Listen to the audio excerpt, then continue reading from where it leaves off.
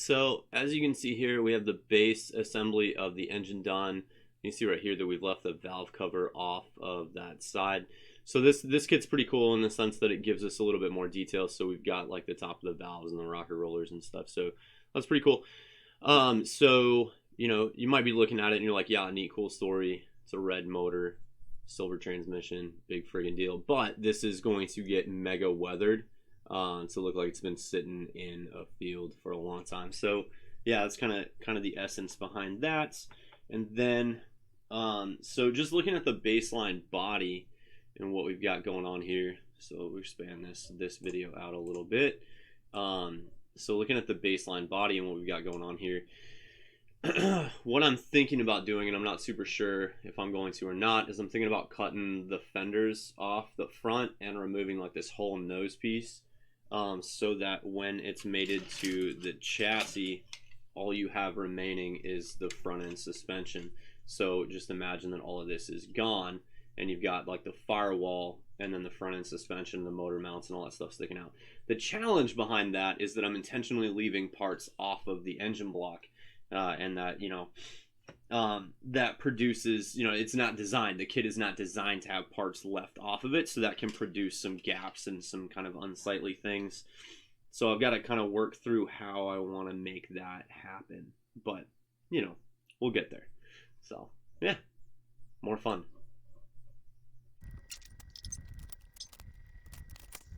For the interior itself, I'm kind of in this weird phase where I can't decide if I want to leave it like bare bones with nothing to it, or if I want to go a little crazy with it, you know, with like ripped up upholstery and stuff. I'm not really sure. I know I intend to stack some like spare parts and crap from other cars in it, so I guess we'll see what happens. I don't know.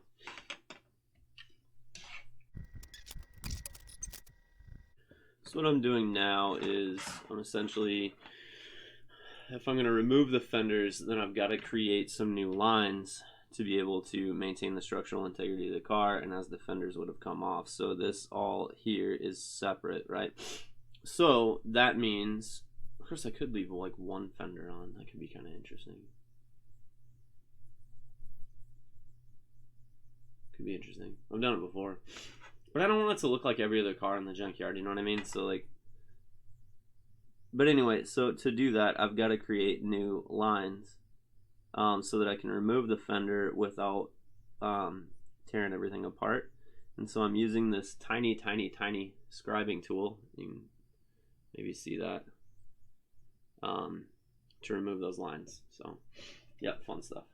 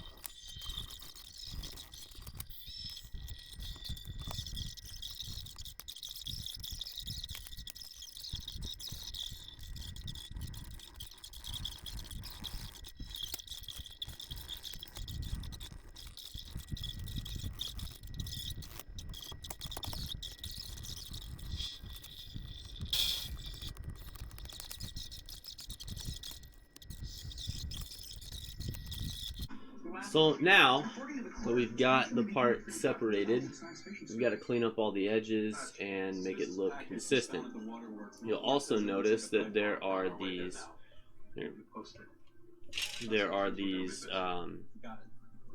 decorative, like, you know, moldings or whatever that were put onto the side of the car. Those extended as one piece up to the front fender. But with the fender removed, that piece now has to also get removed. We'll do that with sandpaper and NBD. nothing exciting.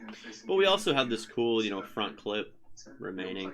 So in theory, I could, assemble it, put the grill on it, and make it look like another part or something, and then leave it somewhere else in the junkyard. Or I could cut the fenders apart, and there's a lot of stuff I could do with this part. So we're not gonna throw it away yet. Maybe later. But what's cool is now when the body and the chassis are mated together, later on after painting and other assembly bits, this is what you'll get. And so you'll have the firewall, right? And then you'll have, it'll look pretty cool. So let's get a little better picture here. So you'll have the interior pan on there, right? And so all of this will fit together about like ish, and then you'll have, let's see, where's the firewall?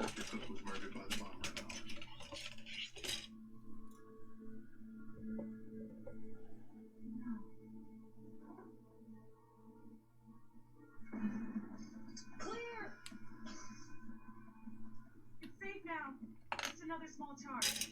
We're meant to scare them to harm. So got this all lined up right here. The firewall will be like right here, and so you can see that we have a gap to deal with in here, right? Well, we'll deal with that in a number of different ways. There's a lot of different ways we can deal with it, but it'll all kind of have to wait until we get to that stage of the assembly, just because like there are a lot of ways to deal with it, but if we do it the wrong way, I mean, then nothing fits together in the end. So so we'll paint the body, we'll do sub-assembly and painting on the interior, the chassis, all of that stuff. We'll do a lot of the weathering and get it all in the place that it needs to be. And then once we've assembled all of these parts, we'll deal with those gaps. So the last time I did one, I dealt with it by literally using masking tape, right? So I put pieces of masking tape over it, covered the gaps, and then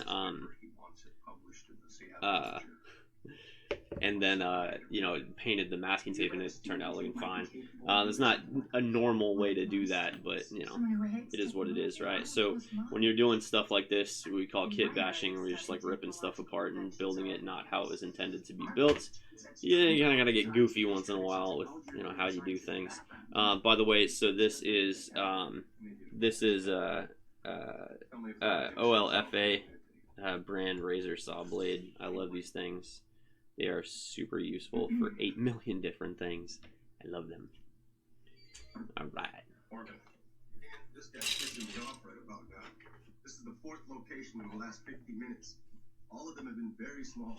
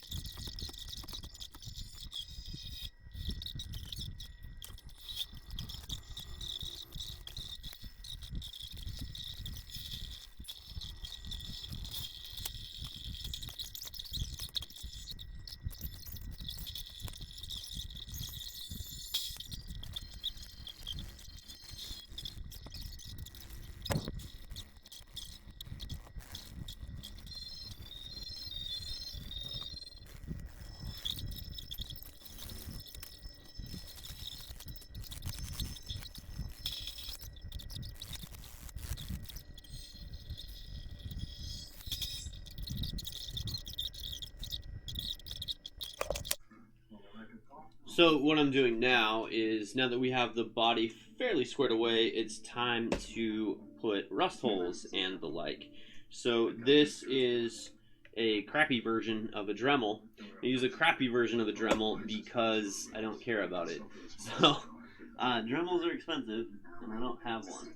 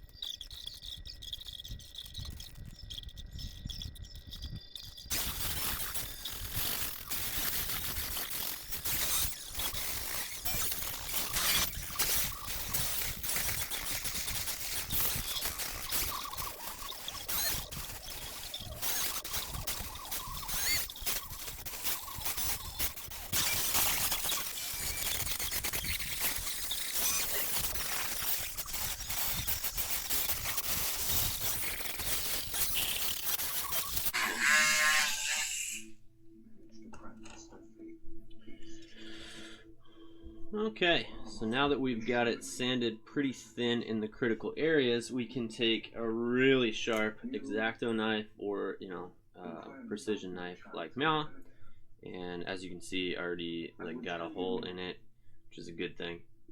And you just kind of work the tip in and just let it peel plastic away. And you want irregular shapes because rust holes don't typically open up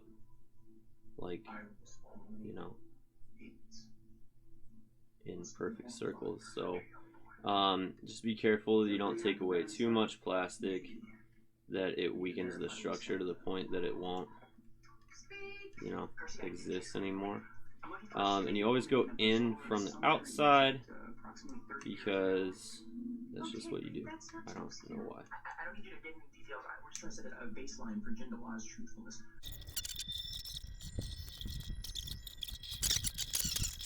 Okay, so once we've done that, then we'll go back with our rotor tool on the inside. Finish speaking before we turn on the tool. Then we'll go on the inside and clean up all the plastic that we pushed through. Light touch so we don't open up the holes too big.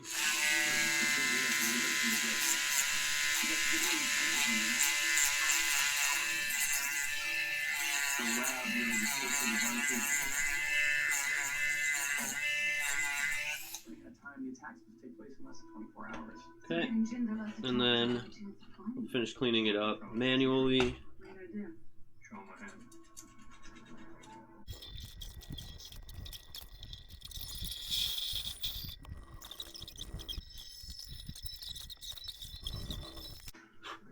See, so now let's see if we can see that.